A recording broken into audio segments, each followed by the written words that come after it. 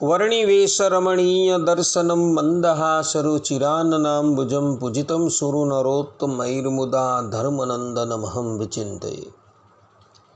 असतो मा षड्गमय तमसो मा ज्योतिर्गमय मृत्युर्मा अमृतं गमयः। ओम शांति शांति शांति। अस्मद्गुरुसमारम्भां नाथयामुनमध्यमां लक्ष्मीवल्लभपर्यन्तां वंदे गुरु परंपरा।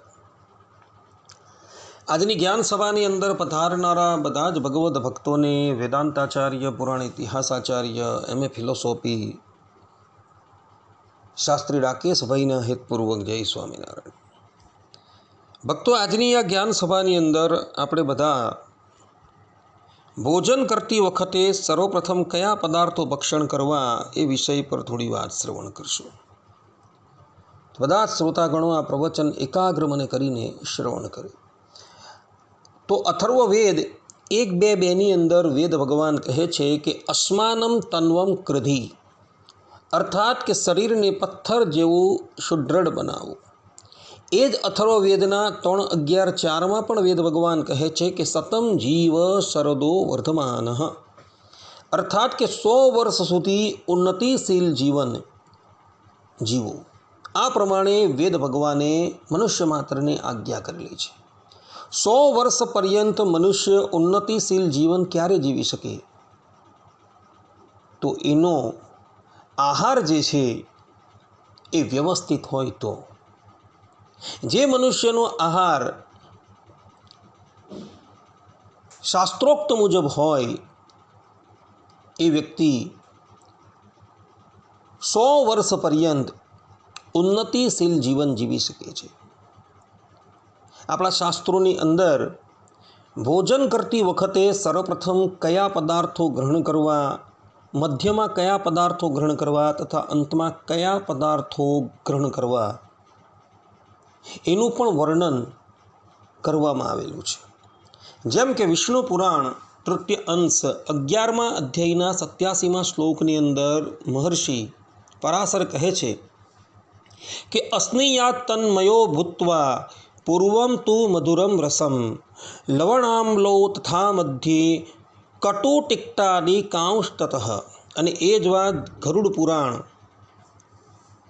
આચાર 205-144માં શ્રીમદ નારાયણ ભગવાને પણ કહેલી છે. ત્યાં શ્રીમદ નારાયણ ભગવાન ગરુડજીને કહે છે કે પૂર્વમ મધુરમસ્નિયાત લવણાનૌ ચ મધ્યતઃ કટુટિક્ટ કષાયાંશ પયશ્ચૈવ તથાંતતઃ. અર્થાત કે ભોજનમાં પહેલાં મીઠા પદાર્થ ખાવા, વચ્ચે ખાટી અને ખારી વસ્તુઓ ખાવી, તેના પછી કડવા અને તીખા પદાર્થો લેવા. આ પ્રમાણે શ્રીમદ નારાયણ ભગવાન તથા મહર્ષિ પરાશર કહી રહ્યા છે. કહેવાનું તાત્પર્ય એ છે કે ભોજન કરવા માટે જ્યારે તમે બેસો ત્યારે થાળની અંદર જે મીઠા પદાર્થ મૂકેલા હોય છે તેનું ભક્ષણ પહેલું કરવાનું છે.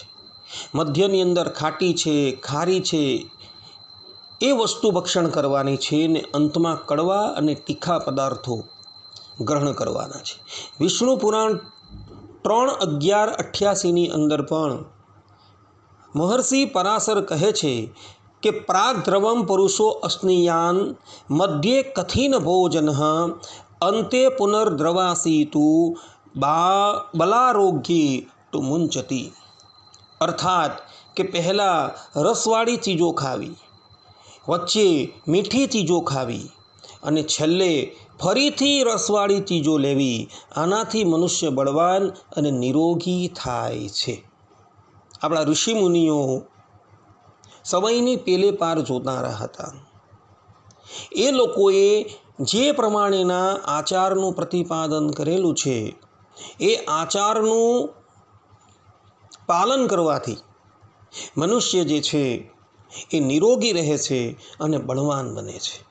તો મહર્ષિ પરાશર જે છે એ સ્પષ્ટ રૂપે અહીં કહે છે કે ભોજન કરતા વખતે સર્વપ્રથમ રસવાળી ચીજો જે છે એ પ્રથમ ગ્રહણ કરવાની છે.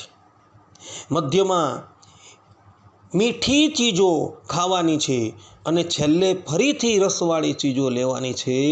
આ પ્રમાણે જો તમે આહાર લેવ તો આ પ્રમાણેનો આહાર લેનારું મનુષ્ય જે છે એ બળવાન બને છે અને નિરોગી બને છે. અને બળવાન અને નિરોગી બને તો જ વેદ ભગવાન જે પ્રમાણે કહે છે કે શતમ જીવ શરદો વર્ધમાન, અર્થાત કે 100 વર્ષ સુધી ઉન્નતિશીલ જીવન જીવો. આ પ્રમાણે જે વેદ ભગવાને કહ્યું છે એ વેદ ભગવાનની આ વાત જે છે એ યથાર્થપણે ચરિતાર્થ થઈ શકે એમ છે. તો અહીં મહર્ષિઓએ જે પ્રમાણે ભોજન વિધિ બતાવેલી છે એ જ પ્રમાણે ભોજન તમે કરજો તો તમે પણ 100 વર્ષ પર્યંત ઉન્નતિશીલ જીવન જીવી શકશો.